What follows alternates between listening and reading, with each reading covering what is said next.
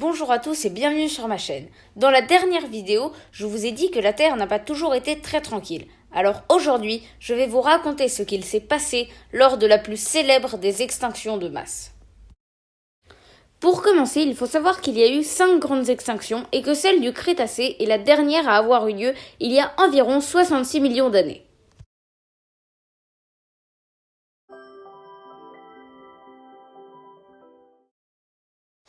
Une météorite grande de 14 km de diamètre fonce sur la Terre.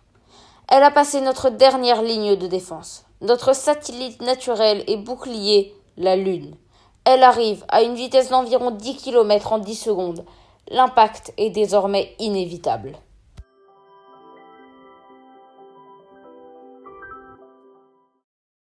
Nos chers amis les dinosaures commencent à voir apparaître une énorme boule dans le ciel. Mais cela va vite devenir un enfer. L'air chauffe à des milliers de degrés. L'astéroïde s'embrase. Le ciel prend une teinte orangée. Dans quelques secondes, le chaos va commencer.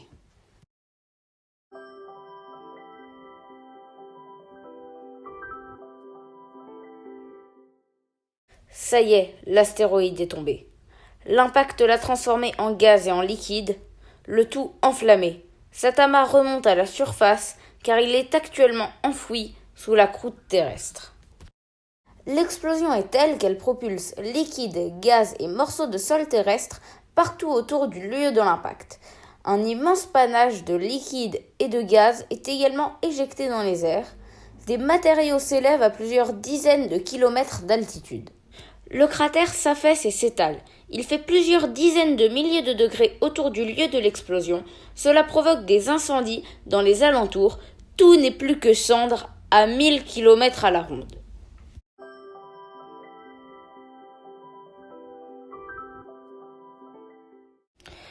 De violentes secousses se font désormais ressentir.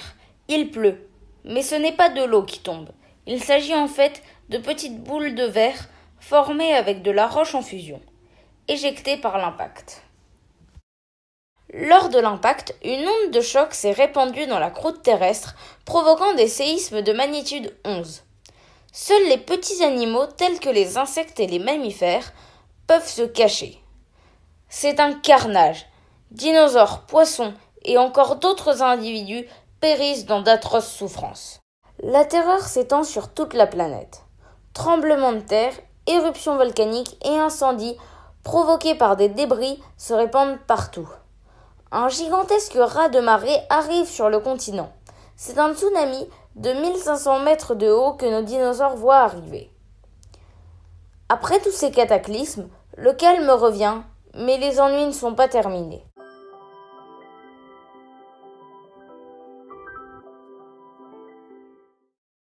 Pendant 2 ans, l'intégralité de la surface de la Terre est plongée dans une obscurité quasi totale. Lors de l'impact, une grande quantité de soufre est allée se loger dans l'atmosphère, où elle va repousser la lumière du soleil. La température diminue de 10 degrés Celsius. La pluie se fait rare. Il fait extrêmement sec. Dans ces conditions, les plantes ne tardent pas à mourir.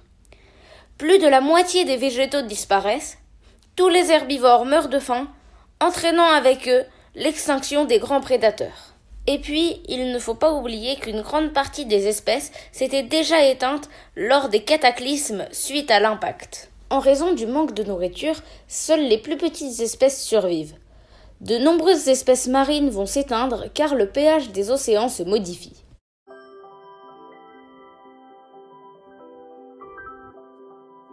Ça y est, la Terre commence à retrouver ses caractéristiques d'avant-cataclysme. Des plantes vont chercher à pousser, et peu à peu, de proche en proche, la vie va se relever.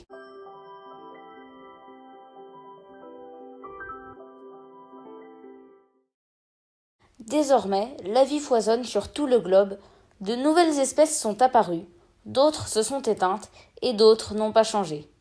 Mais une chose est sûre, aucun individu ne se souvient qu'il y a encore quelques millions d'années, cette terre était devenue inhabitable. Voilà, je crois vous avoir raconté le plus important sur ce qu'il s'est passé durant cette extinction. En tout cas, 75% des espèces vivantes s'étaient éteintes à cause de cet astéroïde et aujourd'hui encore, la Terre garde une cicatrice de cet impact dans le golfe du Mexique. Mais peut-être que sans cette catastrophe, la mammifère n'aurait pas pu se développer, et je ne serais certainement pas là aujourd'hui pour vous conter cette histoire. Bon, c'est la fin de cette vidéo, j'espère que ça vous aura plu. J'ai parlé d'un sujet assez connu, mais n'hésitez pas à me dire en commentaire si vous voulez que je vous raconte les autres extinctions massives. Abonnez-vous, likez la vidéo, et moi je vous dis à la semaine prochaine.